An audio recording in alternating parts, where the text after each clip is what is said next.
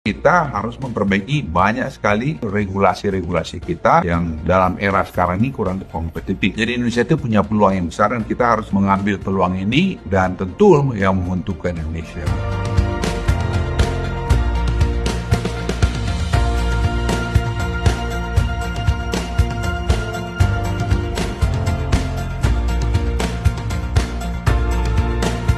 Menurut World Report, Asia ini pertumbuhan ekonomi yang terbaik nanti di tahun-tahun ke depan ini, antara 38,3%. Itu angka yang besar, dan kalau kita lihat lebih spesifik tuh Indonesia juga akan tumbuh 34%. Nah, ini dana yang berteliuran di luar negara-negara maju itu dibilang ada 11 triliun US dollar yang mereka mau cari tempat nangkring, kan, bahasa kerennya gitu. Sekarang yang banyak di Singapura, Hong Kong, Dubai. Nah, sekarang kita nawarin, sekarang sedang kita susun regulasinya terpadu tadi. Mereka tidak dikenakan pajak, tapi dia harus investasi, dan investasinya itu nanti akan kita pajaki.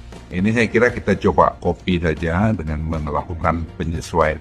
Ini apa regulasi yang di Singapura, di Dubai, dan di Hong Kong. Kan kita kompetisi dunia, jadi kita juga harus bisa ambil benchmarknya yang kira-kira cocok dengan kita dan menguntungkan kita.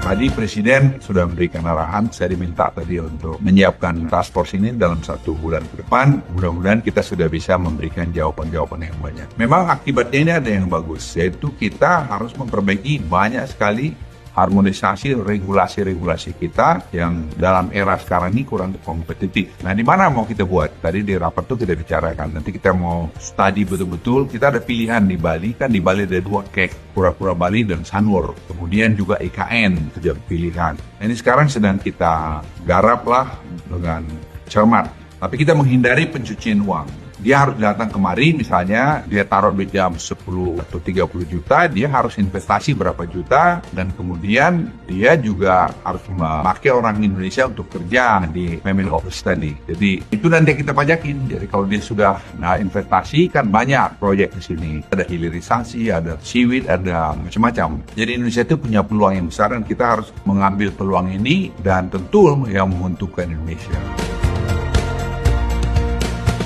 Saya berharap dari instruksi Presiden juga dalam 2-3 minggu ke depan kita sudah bisa lebih mengerucutkan hasilnya task force ini. Jadi kita akan melihat is doing of business kita harus kita perbaiki, tax incentive apa yang kita berikan, financial systemnya apa yang harus kita adjust, legal frameworknya bagaimana, karena orang kan maunya supaya common law. Bagaimana kita bisa atur itu, quality of life, terus connectivity, itu juga banyak sekali yang harus kita perbaikin. Dan ini saya pikir tadi saya lapor Pak Presiden, ini membuat Indonesia lebih kompetitif juga ke depan dengan adanya family office tadi.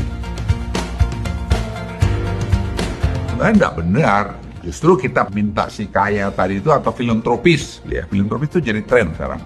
Dia menaruh dananya di sini, kemudian harus investasi. Bisa 10 juta dolar, 15 juta dolar, nanti mungkin ada lebih tinggi, bisa 100 juta dolar, tergantung dari minatnya mereka. Mereka ini orang-orang kaya yang pengen senang-senang. Jadi ya kita tawarkan, tapi kau harus investasi, kau harus pakai local people Indonesia yang qualified untuk tadi meran office-mu di sini. Jadi saya pikir itu akan menguntungkan kita. Misalnya ini sekarang seaweed, kita kan perlu investasi. Kemarin saya bicara dengan satu big investor, mereka mau masuk di situ. Dan mereka mungkin akan masuk juga tadi bikin family office, dari situ dia nanti investasi ke situ. Tim ini kan lintas kementerian ya. Nanti saya juga minta World Bank juga untuk melihat ya. Saya berharap ya dalam 1 bulan, 3 minggu lah sudah kita bisa laporkan lagi ke Presiden progresnya gimana, dan mudah-mudahan tidak ada hambatan yang berarti.